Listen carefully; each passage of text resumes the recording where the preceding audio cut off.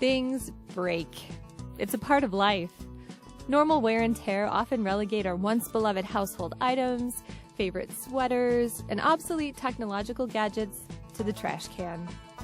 Frequently, these items work perfectly except for one missing piece, one hole, one outmoded feature that fails to keep up with the latest trend. But what if such items could be given a second life? And better yet, what if you could learn to repair them yourself? What if you could save the money you would have spent to replace broken items, and in the process, socialize with neighbors, enjoy local food and drink, learn useful new skills, and maybe even listen to live music?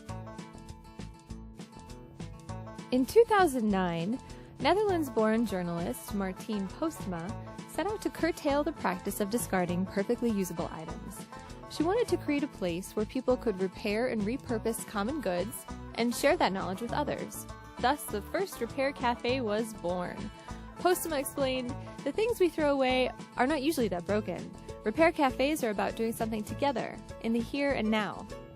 The movement has caught on worldwide and has garnered a life of its own. According to the US EPA, the average American produces just over 4 pounds of waste per person per day, and only about 1.5 pounds of that gets recycled or composted. The rest ends up in landfills.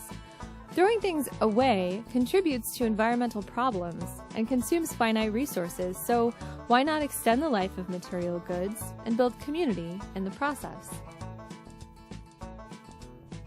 The Repair Cafe idea has caught on, and now, in 2014, there are 43 repair cafes worldwide, with 14 in the US and the majority located in Europe. The cafes are free, and their success hinges on the willingness of volunteers to share their particular skill sets, skills like knitting, soldering, bicycle repair, and knife sharpening. Services offered at a cafe session depend entirely upon the expertise of those attending, so each cafe is a unique experience. Typically, organizers use online forums to communicate with attendees prior to the event to determine what types of items will be brought to the cafe. Organizers then invite volunteers with the necessary background and talents to repair the specified items. Many repair cafes feature a potluck meal and open mic style entertainment. The appeal of repair cafes stems partly from how immediately practical they are. Our fast-paced world often tends to emphasize instant gratification, and at repair cafes, you get that. You arrive, you learn how to fix your item and make it as good as new, and you leave with a skill that you can use again in the future. You do this all within a matter of an hour or two, and you probably have fun in the process. Beyond just instant gratification, though, humans are social creatures with a love of learning. We have a strong tendency to share and cooperate, and we gain intrinsic satisfaction from being competent and confident enough to fix things ourselves. The satisfaction we get is often motivation enough for us to keep acquiring new skills and talents, and repair cafes provide an ideal opportunity. It's not surprising that people's love of acquiring new skills and their zest for sharing their talents has been an important factor in the success of the repair cafe movement. One college student, after learning how to replace her laptop screen herself, wrote about the personal satisfaction she derived from completing a repair on her own. She said, "To find the part and to do it myself is a great feeling, not to mention the hundreds of dollars I'm saving."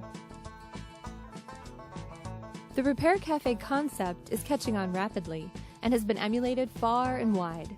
The formation of fixers collectives and tool libraries, as well as the rising popularity of online repair manuals like iFixit, and the success of independent pop-up mending venues are just a few examples.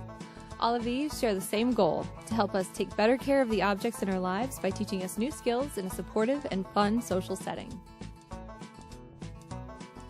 Repair cafes? They're just one example of people's shifting approach to goods, services, and ownership. People are increasing their personal competency by acquiring useful new abilities and learning the ins and outs of how things work. Not only that, people are also extending the life of their belongings, which reduces waste and keeps things out of the landfill. And the best part yet? Folks get to interact with each other, which builds social ties and strengthens the community. Repair cafes are just one more way that people are transitioning to a happier, healthier, and less energy-intensive new normal.